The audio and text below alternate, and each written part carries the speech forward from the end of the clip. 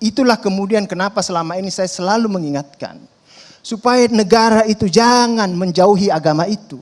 Karena agama itu akan sangat membantu kerja negara.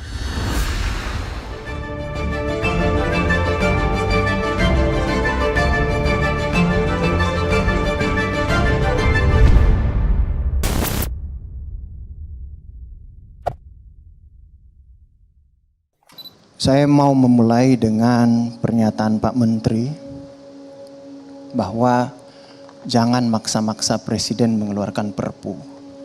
Saya juga dari dulu berpendapat yang sama. Perpu ini barang mahal. Jadi jangan kita biasakan Presiden itu kalau kita tidak setuju undang-undang keluarin Perpu. Ini berbahaya kalau misalnya dibuat murah Perpu ini. Jalan yang paling baik adalah ketika Presiden sudah menyetujui adalah jangan dibuat lagi untuk dia menganulir apa yang dia setuju dengan memaksanya mengeluarkan Perpu. Jalan yang paling baik adalah ke Mahkamah Konstitusi. Karena kita ini akan berbicara tentang ke depan masa depan konstitusionalisme kita. Dan di satu sisi lagi saya mau memulai soal berbicara ini Pak Karni. Tadi Pak Menteri juga mengingatkan mahasiswa supaya baca dulu. Soal baca membaca.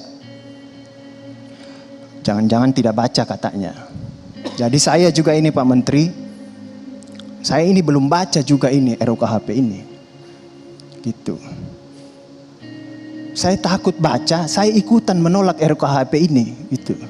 Sementara saya menghargai kerja pemerintah, kerja DPR yang sudah puluhan tahun, ini harus segera selesai. Jadi terkadang itu Pak Menteri kita tidak mau membaca, itu justru mendatangkan sesuatu yang bermanfaat. Seperti itu. Jadi, soal baca membaca ini pula,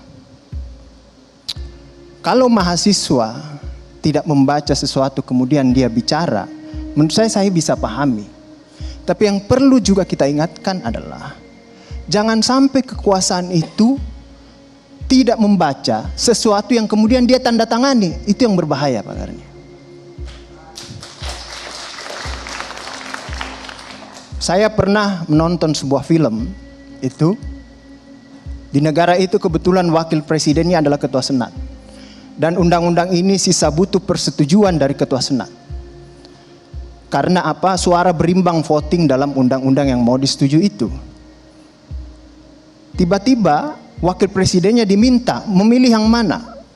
Yang setuju atau tidak setuju. Wakil presidennya kemudian mengatakan bahwa saya tidak mau mengambil sikap setuju atau tidak setuju sebelum saya membaca itu rancangan undang-undang itu. Stafnya bilang, ini banyak sekali ribuan halaman ini. Bagaimana caranya membaca? Dan pokoknya saya harus baca karena rakyat memilih saya dan menggaji saya karena memang untuk membaca itu semua. Akhirnya dibacalah itu semua kemudian diambil putusan untuk memilih yang mana yang harus ditandatangani. Jadi ini menjadi penting soal baca membaca ini. Yang memang harus dipahami juga penting bagi kekuasaan untuk terus membaca perkembangan-perkembangan.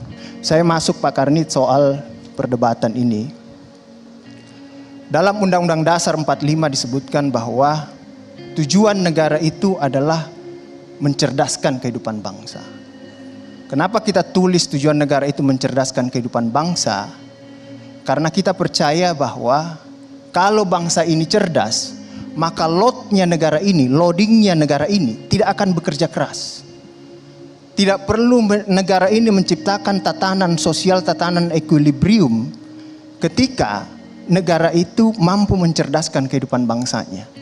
Apa itu cerdas bagi kehidupan bangsa? Dalam Undang-Undang Dasar disebutkan bahwa dia beriman, bertakwa, dan berakhlak mulia.